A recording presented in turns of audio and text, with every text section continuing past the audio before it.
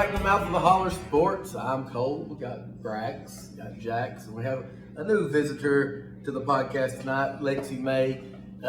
Since our last time, it's been a few weeks. We've been extremely busy after our trip to Indianapolis and baseball getting started and trying to coach and play and practice and get all that stuff in. So we've been a few weeks been able to get back to another podcast, but we're trying tonight. So we'll try to see if we can get a little more frequent schedule with this. Happy Easter! And happy Easter, because it is Sunday night, so it is Easter. So this is your special Easter edition of Mouth of the Holler Sports. A few things we want to talk about. Our trip to Indy being one, because I think the last one we did was when we were actually going up there that day. And it was another exciting trip. Didn't quite end the way we wanted it to, but it was, well, it may be the way you wanted it to, did it? But we had a good time. So let's talk about our trip a little bit, okay? The day we left here, we went to my parents' house, Grammy and Pap's, to stay. We went with no tickets, again, kind of like we did the Saturday night up at Rupp Arena. Ticket prices kept dropping. They were through the roof, but they kept dropping. As the week, we sat through the roof.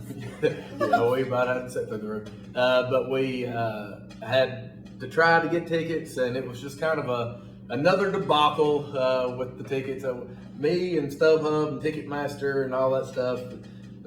For a couple of weeks, didn't really have that good a week with all those different things, but we were able to, I think, finally get it. But so anyway, we left here, I don't know, it's pretty late by the time we stopped at 8 and then went to Kentucky, and we didn't get up there. I think it's like a little after 10 or 11 or something, getting up there. So we found ticket prices. They'd gone down to an amount that we felt pretty comfortable. We knew we was going to be sitting from the rafters, and we pretty much were. We was above the Jumbotron, like where you couldn't even tell what was on. So we needed some binoculars. No, it wasn't as bad. As high up as we were, it wasn't as bad as what you would have thought. But we got up there, let's see, I guess that was a Thursday night to Kentucky. So we were going to try to buy the tickets on Ticketmaster that night before we went up there. So we decided we was going to go ahead and settle for the price and just make sure that it'd go up the next day and different things like that. So I'm trying to buy them at 12:30 or 1 in the morning, and there's an issue with Ticketmaster and it's not accepting anything. So we all go to bed and different things, and I woke up in the middle of the night about 4 or 3:30 or 4 or something in the morning. I get it back out on my phone trying to buy it, and it's giving me some error message saying that you need another payment plan. Your payment plan or the card payment method that you're using is not working. So we tried another credit card. I know our credit cards were fine. So I'm up for a while trying to get that. So I didn't really get a whole lot of sleep that night. Get up the next morning, that's one of the first things to start doing again. So I'm like, well, maybe it was on my phone issue or whatever. So I tried to do it from a computer. End up being an issue there. So I called Ticketmaster, the support and all that stuff, and well, you need to check with your bank, make sure they ain't got a hold and all this stuff. And we did, and it was fine and all that, but we just could not get the tickets bought. So here we head to Indianapolis. I don't remember what we left, about 11, I think, during the day, because it was going to be about a 4-hour trip, something like that. Or we may have left at 10 something, because it's going to be about a 4-hour trip or whatever. I think it was 11, because I think that ticket box or the box office opened at 2, and it seemed like we didn't get up there at about 3 or whatever. But we called, and it ended up working out. We get up there, and of course, you think going into cities like this, everything, but then you forget it's an actual big event going on, and there's roads blocked, so your GPS doesn't know all that, and it's telling you to turn right on roads that are already blocked, and so it's a little confusing. So we let Rachel out at right there in front of Lucas Oil Stadium. And I mean, when you get there, the place is just huge, ain't it? I mean, it's one of the biggest buildings I've ever seen. Yeah, I mean, it's impressive when you pull up there. This is huge brick building, and I mean, it's impressive. But we get there, we let her out, and then me and the kids, we're just driving around. She didn't really know where she was going. She finally found the box office. I made a circle and went in a direction I didn't have a clue where I was going, and we finally make it back.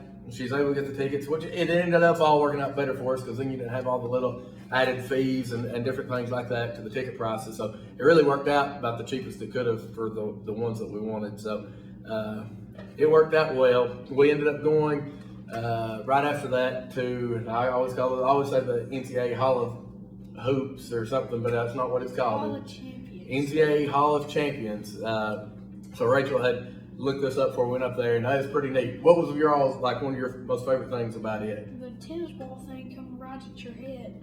And I wish we would have got some film on that. So they got like this, like the bottom floor is a lot of just informative stuff, a lot of stats. They got like little interactive screens and different things like that where it'll ask you questions about certain sports, and you can try to guess the answers and different things like that. That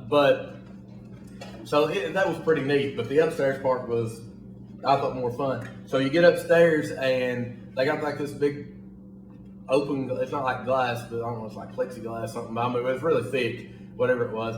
And they got like, looks almost like a pitching machine in baseball or whatever. And you push this button and you didn't know when it was going to fire it, and then it'd throw it about 70 to 80. So you're probably standing, I mean, you're probably 15 feet, 20. Probably 15, 20 feet away from it. So you push this button and you're just waiting, and you never know when it's going to go. And then all of a sudden, and it does scare you. Then all of a sudden, it's just like right at your face because it's like head high, and it just looks like it's going to hit you right in the face. But that was pretty neat. What was your favorite part of it? The indoor court. So they had like this indoor court that was set up like a very old school, like back in the Hoosiers day and different things like that. Didn't have a 3-point line, had some little bleacher seats, but it was kind of cool. There were like different circles all around the court. Who like made it there and what time. Yeah, so there's like a shot like where Jordan hit his shot when they won the NCAA championship. And I think it was like 80. I don't remember when they won it. It was 82 or 3 or something like that. I think it was 82. I think it was 82 because I think 83 when NC State won it. But they had that. They had, unfortunately, the Christian Laettner shot from the free throw line. I know they had a shot where UConn's women's 111 game streak ended when the girl from Mississippi State hit the pull-up jumper there to beat them. And so it was pretty neat, but they had just a racquetball, so you could just go in there and shoot. And so it was cool. That was probably my favorite part of it, just being able to go in there because I thought that was neat and seeing all the facts and different things. But they also had, what was your favorite part of it? My favorite part was the tennis ball thing. The tennis ball thing. But they have one little thing, it's like a simulator or something where you go in there and you can kick soccer balls, and like had a goalie that you were trying to kick it by. It had also That's like, my favorite thing too. that was your favorite. They also had like a deal with football where you could throw at receivers and different things. You could pitch like in baseball, different things. So the kids enjoyed that. That was pretty cool as well. I'm trying to think if there's anything. They had like one of the vertical jump things where you go up and try to test your vertical. So that was pretty neat. I can't jump too high anymore. And they had a game like you push buttons and stuff. Oh yeah. Well, which one? The computer thing. Where it was like a trivia. The trivia, oh yeah, it was like a competition, like almost like a speed trivia game or something. So, but it was pretty neat. That was pretty cool, and that kind of allowed it. We were in there for probably an hour and a half or something like that, I think. Maybe, I guess. But then we had to get back to the hotel to get our stuff dropped off, and then try to get back and figure out where we were parking. Parking has been an issue, I feel like, the entire time, but we were able to get back, get parked, and we actually got parked fairly close. It wasn't that far in some lot with all the friendly buggers around, different things, but no, it was a cool experience. And then, so leading up to that point, then it was game time. So we're going in. Lexi, she's cheering with her mama. She's ripping the balls on. Rachel bought her big overalls with orange and white checkerboard, and we had our blue on and different things like that. And leading up to it, the atmosphere was pretty cool. But we got another video. We took some video clips of our time there at the game. So I'm going to show that to you real quick. It's I don't know, it's a few minutes long, so you can watch it and just kind of see our time while we were at the two games, and then we'll talk a little bit about it once the video gets done. So we hope you enjoy it, okay?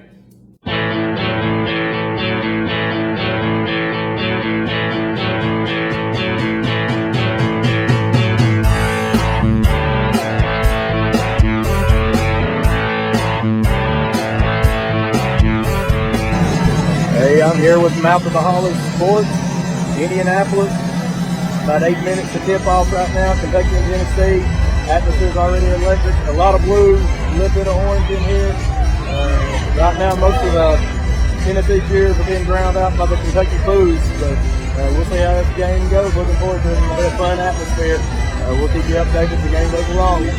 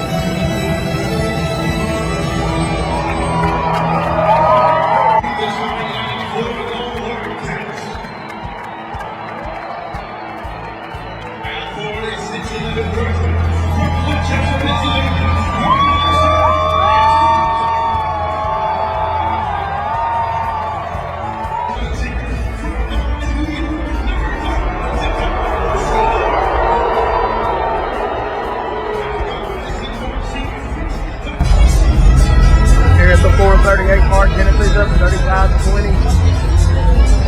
The game is completely different from the first two where Kentucky jumped out early. Tennessee beat Kentucky all loose balls right now. Shooting 12. Kentucky standing still. The offensive end of the game board. The offensive end of the floor. Right now, not looking good for the big blue. We'll see how it goes. Second half, ready to start back here. In the lead, Tennessee leads 43. There you go. They get a few shots there late in the second half. Kind of get some momentum going back in their direction a little bit. Right now, Tennessee moving 53 at the first 2 minutes. Kentucky crowd's not able to get in it at all. We'll see how this second half gets started back. So if Kentucky got any chance to over, they're going to have it under 10 with about 12 minutes to go. They at least have a shot. We'll see how it goes.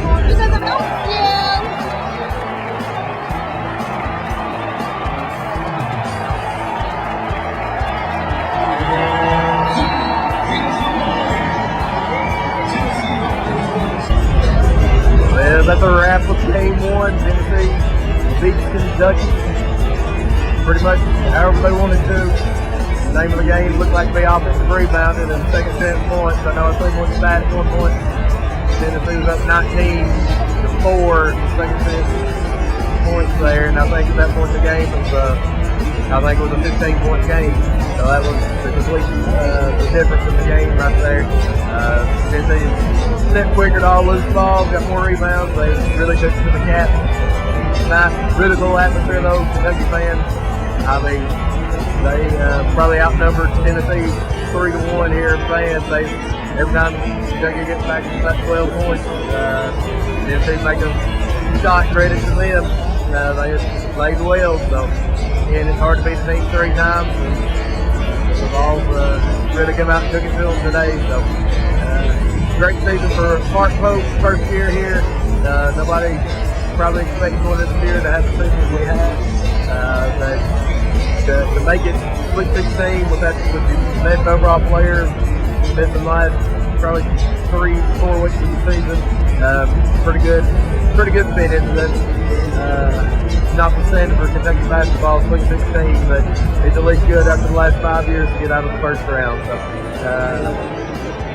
we'll stick around here and have a little bit of coverage of this game too between Houston and Purdue. Purdue definitely has the home crowd advantage during this game when teams came out, so we'll see how this one goes.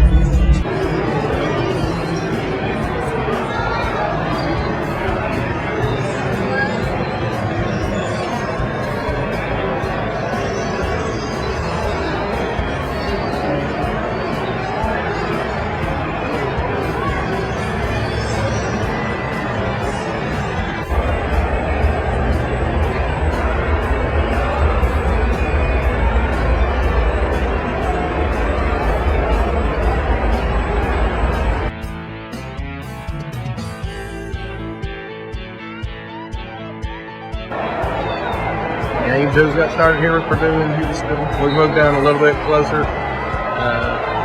So far, it appears it's going to be a physical game.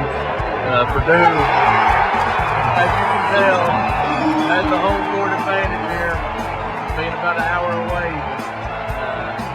Should be a good one here.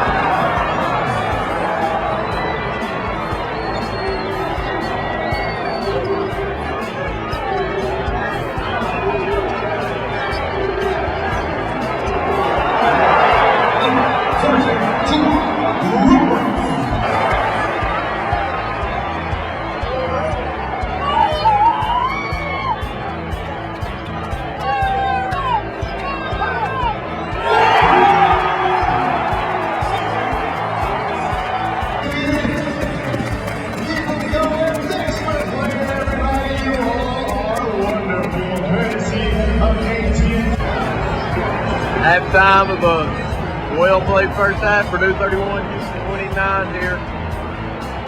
This atmosphere is absolutely electric in here. Purdue's fans are crazy. I thought it would probably be better for whoever won the Kentucky Championship game to probably play Purdue, but I think for their fans being an hour away from here, it's a definite home court advantage to them.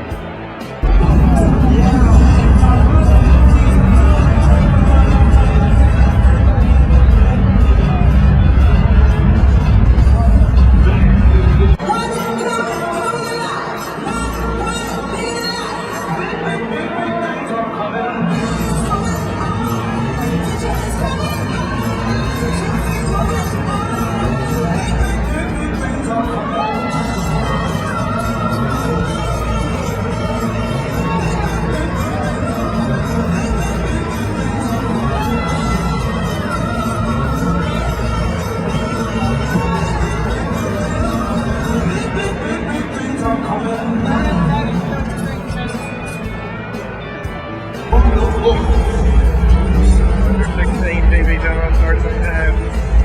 Came out shooting well, a lot more intensity. Defensive pressure there. That's what Gates to do right now. Still pretty good atmosphere in here. We'll see how this thing finishes up.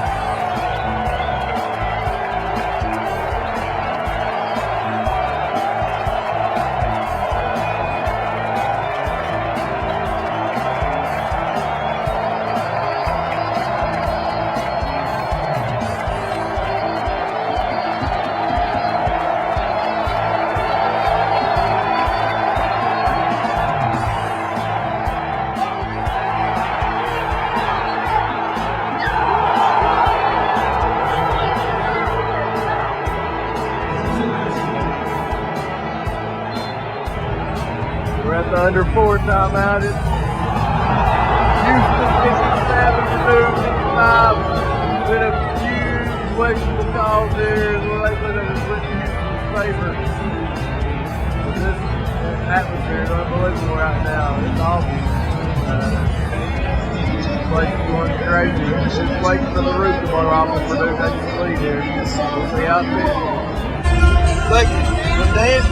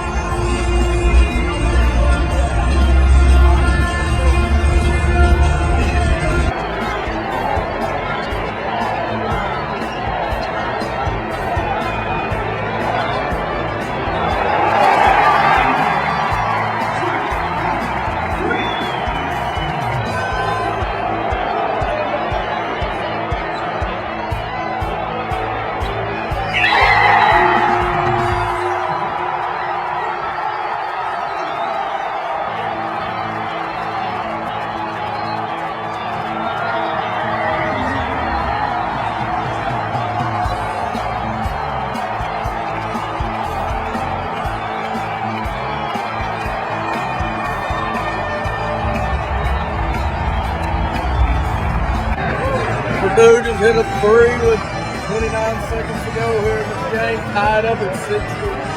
What an atmosphere. This place is going absolutely nuts. Unbelievable right here. Big shot. We'll see how this ends.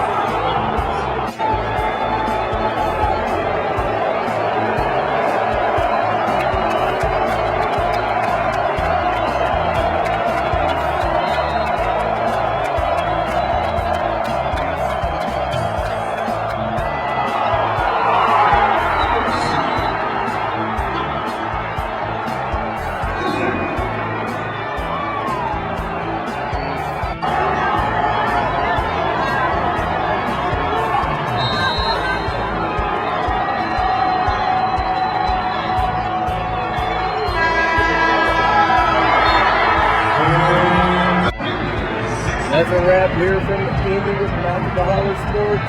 Got one tired little girl right here. Tennessee beats Kentucky in game one. Houston and Purdue have a just absolute great game.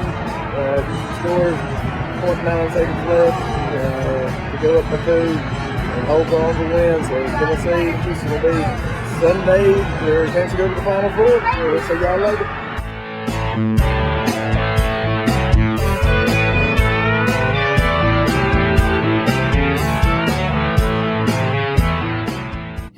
All right, we're back. Hope you enjoyed that. That was just a little bit of our experience during the games. Pretty cool experience. As far as the game experience, what was your all's favorite part? Purdue fans. The Purdue fans? No, they were pretty crazy. I feel like the Kentucky fans just changed to black shirts and put those on. And what was your favorite part? I like Smokey. Smokey, you got to see Smokey. Yeah, it was weird because going into the game, Kentucky fans probably outnumbered Tennessee. It seemed probably like 3-1. I mean, early on, and you could kind of hear that. And I think I mentioned that in the video. Like anytime Tennessee fans would cheer, I mean, they were just getting drowned out by Kentucky fans. And Kentucky fans had all, like, on the opposite side of the benches, like, they were completely on that side. And then it was like, after that game was over, then it was just all Purdue fans down there. And I mean, this is not one of those games where they empty the stadium out and then other teams are able to come in kind of like they do, like in the different sessions, like that first weekend and even like your SEC tournament and stuff like that. But it was, I don't know where the Purdue fans even came from. But now when they were in there, it was rocking. I mean, it was fun. So game one, I mean, obviously it did not turn out the way that we wanted it to. For her, she cheered to have fun. It was kind of, Tennessee just kind of flipped the script on how the games went in the regular season, because in the regular season, even down here in Knoxville, I mean, Kentucky jumped out, took their crowd out of it immediately, and at Rupp, I mean, Kentucky jumped out to a lead and just kind of kept Tennessee out of the game. But in this one, it was just I mean, I don't know what you all thought. I mean, it just seemed like Tennessee got every loose ball, every rebound. It was like Kentucky was a half step to a step too slow for all that. And Tennessee, I mean, they just played well. Tennessee, if I remember for stats, they didn't really hit a bunch of threes. I don't think they hit a ton, but they just kind of penetrated. They was killing some pick and roll and different things like that. So it was just Tennessee pretty much just did what they wanted to throughout the game. What did you all think about that one as far as the way the game and atmosphere went?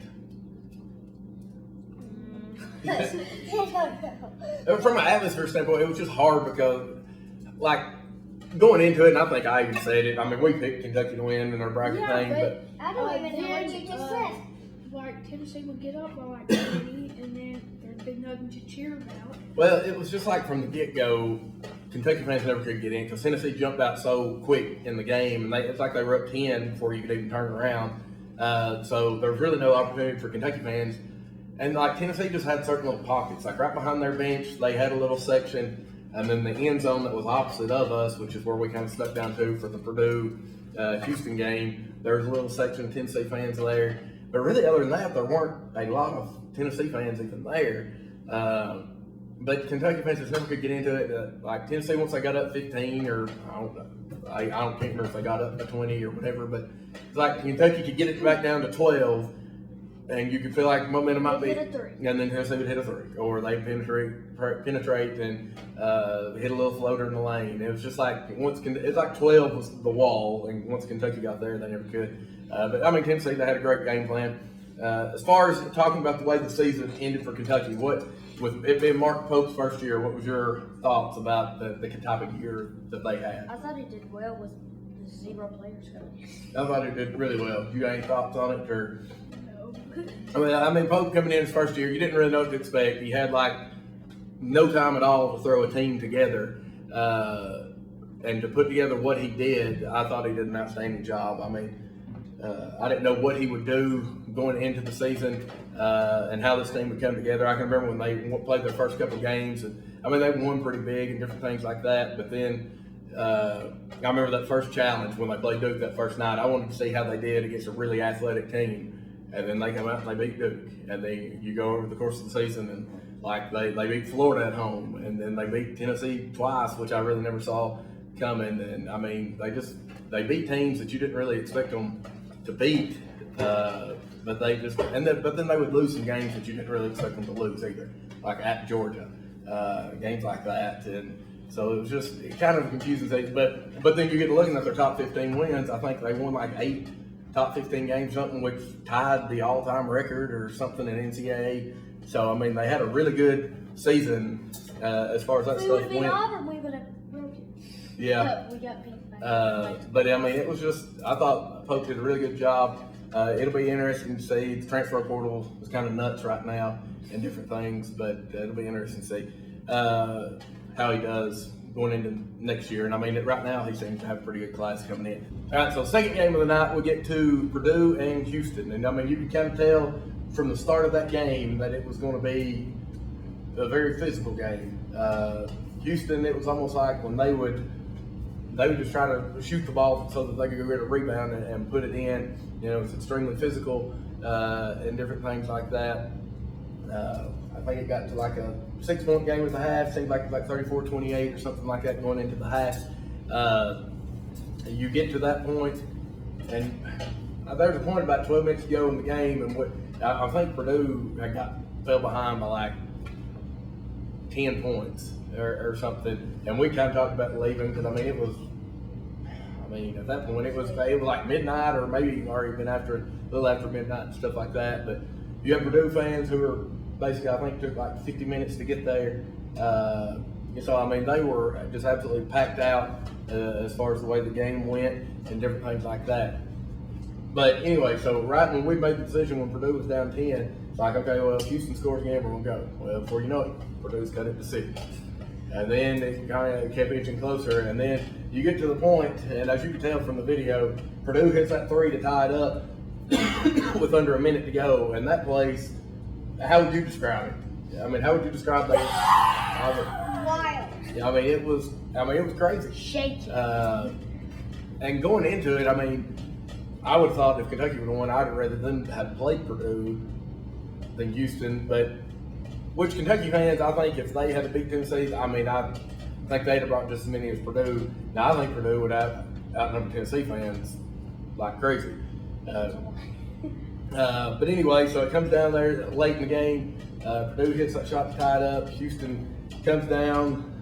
Questionable call, point guard possibly pushing off that didn't get called. He shoots, the ball gets out of bounds, like 2-something seconds left. Houston runs this play. They set a couple screens. Guy comes off screen, they hit him. And who's the most dangerous person that I tell you all the time? Inbounder. You better know where the inbounder's going. And that's exactly what happened. They threw it in. The inbounder steps right in bounds. It hits him for a dunk or a layup or something like that. I don't remember what it ended. With like 0.9 seconds left. And then Purdue just had basically a heave there. They took it to the court and caught it and flung it. And Houston ended up winning. So you go into that game, and that was a fun atmosphere. I mean, that was the kind of atmosphere you wish you could have had for both games, but you didn't really get that for both games. But overall, as far as your experience there, so the first game we're sitting up in the nosebleed. Second game, we made our way down to see if we could. Once a lot of Kentucky fans, and there's some Tennessee fans at the left too, because we kind of went to the section where they were sitting on that baseline, and we got there and had pretty good seats at that point. But it was just a neat atmosphere. The place was huge. You got the right escalators, all that. Like you went up one set of escalators and then you stepped off and went up another. I mean, it was like you're riding Stairway to Heaven. I mean, it was just kind of what it felt like. But as far as Lucas Oil Stadium, you get in there and that place is huge. Now, in my opinion, basketball games are not meant to be played in football stadiums. And I can't even imagine going to a Final Four game where they put it in the middle of the football field and you're sitting all around. But Put it in the middle? yeah, it's like they put it right in the middle, and that's how they get all those arenas. So, but overall, I had a good time as far as the games went. Again, it was late. I mean, it was probably after 1 o'clock by the time we got back to our hotel that night. And then after that, we had another decision to make. We kind of talked about, Rachel looked it up, and we was going to go to the National War Museum the next day. And once we got in there, it's about an hour and a half probably getting through it. It was cool. We'll have a video about it probably later on. I took some video of our experience there. And then we're Reds fans, so we're trying to kind of since we were close to Cincinnati, we want to try to take in a trip there and different things like that. And you're a little less than 2 hours away from Cincinnati there, and they were playing the Giants. And we knew opening day was on that Thursday, and then there was a day off. And then what we didn't know was it was opening day for kids when we went to Cincinnati, which we got to see him play the Giants, and Justin Verlander was pitching for the Giants. So that was pretty cool, somebody of his caliber. Got to see the Reds win, and again, we'll have a video of it as well, as our experience with the Reds. Did you have a good time at the baseball game? What was your favorite part of the baseball game? When we went to baseball game, what did y'all get to do after the game? Run the bases. They got to run the bases. So did you have fun doing that? It was a cool experience. We got there, and I mean, it was packed out. I mean, we had to buy standing room only tickets to even get in. We was fortunate to be able to find a seat, come down the left field line, but it was a cool experience. It was like baseball to me is a whole lot better in person than it is watching it on TV. The atmosphere in between innings and stuff is really neat and different things like that. So we got to do that. Got back to my parents' house later that night and kind of called it a weekend after that. But kind of finishing up with the whole basketball side of things. The next weekend, your Final Four, you had Duke and Houston who played, and then Florida and Auburn going into it, which in our brackets, I think we picked Auburn to win it. Florida was probably, going into the tournament, Florida may have been the hottest team going into the tournament. You knew Duke was very talented. Puke? Yeah, Puke. Duke is a very talented team. And Houston, we've seen them in person and knew it was going to be physical. Because Houston, when they beat Tennessee, I jokingly said that game will probably be in the 50s with as good as defensively they are. And I mean, I think Tennessee scored 50 and Houston was at 67, but I mean, it was basically that. But I knew if Houston had a chance of beating Duke, it was going to have to be, they were going to have to clean up the boards. I didn't know if they could score with Duke, it was going to be the thing. And there for the longest time, it didn't look like they were going to be able to. And then it was like, you could kind of feel the momentum just switching there late in the second half. And of course, we've never been Duke fans. So I know I've got some Duke friends, but we one, yeah. But we were happy when Houston won. Just won as a Kentucky fan. You don't want to see these teams that are close to you getting any more national titles. And then, of course, we were kind of on Auburn to beat Florida. I kind of like Pearl and Todd Golden. He seems kind of whiny. But Florida, I mean, I think probably had the best player with what's his name, Clayton Jr., Walter Clayton Jr. I mean, he hit some big shots throughout the tournament and different things. So when they played Houston, and I mean, Florida had some times during the tournament against Texas Tech where they probably should have got beat, and like down 9 with about 3.5 minutes to go or something, they come back and win. Down against Houston, come back and make some big shots, and ultimately they did what they needed to do and won, I think, their 3rd national championship in this century, and have done well. I was kind of at least hoping the ACC would win one with as much as the talk has been of how good the conference has been, so I was kind of glad to see them win it this year. So, any thoughts just the rest of the tournament with you all as far as it's fun. March Madness is always. Man was What about him? where he missed or whatever he did with the ball at the end. Oh yeah, the last play. I don't know with Houston when he went to. I mean, it had pretty good play, but again, Walter Clayton Jr. challenged that shot to force him once he left his feet, and then he had really nowhere to go with it, and it was just kind of a debacle there at the end. But overall, I love it. We always getting to watch one shining moment, something I always did as a little kid, and different things like that. We always make our own bracket every year on poster board. We have the ACC tournament on one side, then we have the NCAA tournament on the other, something I did as a kid. So we've kind of done that as well. So it's been fun getting to do that with the boys and Lexi here, and getting to do things like that. All right, finishing up over the next couple weeks. Basketball tournament and all that's been over, so we'll get into college baseball, professional baseball. The NBA playoffs have started, which is kind of the only time of the year that we really like watching because they actually kind of try then. I know we had a big win for the Cats today down in Knoxville where they took 2 of 3 from Tennessee, who I think is ranked 4th in the country right now. Big series win for Kentucky because they've not been as solid this year as they were last year. But making a final push, hopefully to get in the tournament. But that was a big series win on the road and different things like that.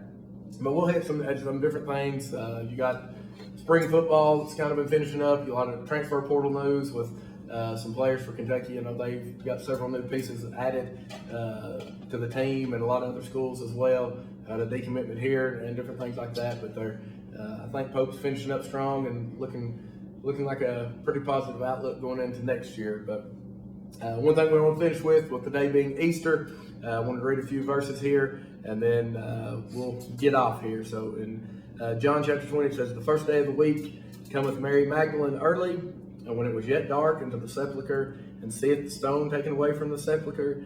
Then she runneth and cometh to Simon Peter and to the other disciple whom Jesus loved, and saith unto them, They have taken away the Lord out of the sepulchre, and we know not where they laid him. Peter therefore went forth, and that other disciple came to the sepulchre. So they ran both together, and the other disciple did outrun Peter, and came first to the sepulchre. And he, stooping down and looking in, saw the linen clothes lying, yet went he not in. Then cometh Simon Peter following him, and went into the sepulchre, and seeth the linen clothes lie, and the napkin that was about his head, not lying with the linen clothes, but wrapped together in a place by itself." So today being Easter, one thing that we as Christians absolutely love is just the hope that we have in Christ with his death, burial, and it's not about just the death and burial, because every man's going to die, be buried, but the resurrection is what separates him from everybody else. And that's encouraging as Christians as far as getting to live and knowing that once you accept Christ as Savior, that you'll get to spend an eternity in heaven. And that just gives us that great hope. Rachel got me a shirt several years ago, said it was a picture of the tomb and it was open. It said, "Empty promise fulfilled." And I think about that quite a bit, because a lot of times you hear stuff and people talking about empty promises and different things like that. But that was a true empty promise, that it was fulfilled. And just the thing right there at the end, those verses I read where it says, "And the napkin that was about his head, not lying with linen clothes, but wrapped together in a place by itself." To know just the Jewish history and different things like that, like if they were eating, if they were going to leave the table and they weren't going to come back, they would just kind of wad their napkin up, throw it down, and that let people know that, hey, they weren't returning. But if they took their napkin, folded it up, and placed it back, that meant that they were going to leave, and then they were going to kind of would be returning soon. So when you get that thinking right there, and it says that the napkin that was about his head, not lying with the linen clothes, but wrapped together in a place by itself, and that was folded there and laid back, which means that Christ, their risen Savior, will return soon. So as Christians, that's a good hope. If you don't know Christ as Savior, we encourage you to do that. Find somebody you can talk to about that, because I know there are plenty of people who would be willing and love to tell you about that. We would love to tell you about it. If you ever got questions, comment. We'll try to find a way to get in touch and different things like that. We love sports. We love all this stuff, but the most important thing that we could ever do is profess our love to the Lord, and not just with words, but by action, and try to lead others to Christ. So we hope that you've had a very happy Easter. We hope that you've enjoyed this. We'll continue to listen. We'll try to, again, make it a little more frequent. We've been extremely busy here in the last few weeks with baseball getting started up for us, like I said, with the coaching and the playing and practicing and all that stuff. But we're going to try to get back on it, hopefully on a weekly basis if we can. So if there's anything you'd like to hear about, but we'll be trying to hit just kind of your current events and different things like that, and your current sports and everything's kind of going on in the world. So y'all got anything else? All right. Well, that'll wrap up this episode of Mouth of the Holler Sports, and we're glad that you stayed around and listened. And like I said, we'll be putting the video out. We'll probably post it separate to the one that we showed today. We'll be putting one out probably about the War Memorial, where we kind of went and visited it, and then we got a video where we went to the Reds game as well. So several things you can kind of be looking for, and hopefully you'll tune in and get to listen to us the next time. But we'll see you all later.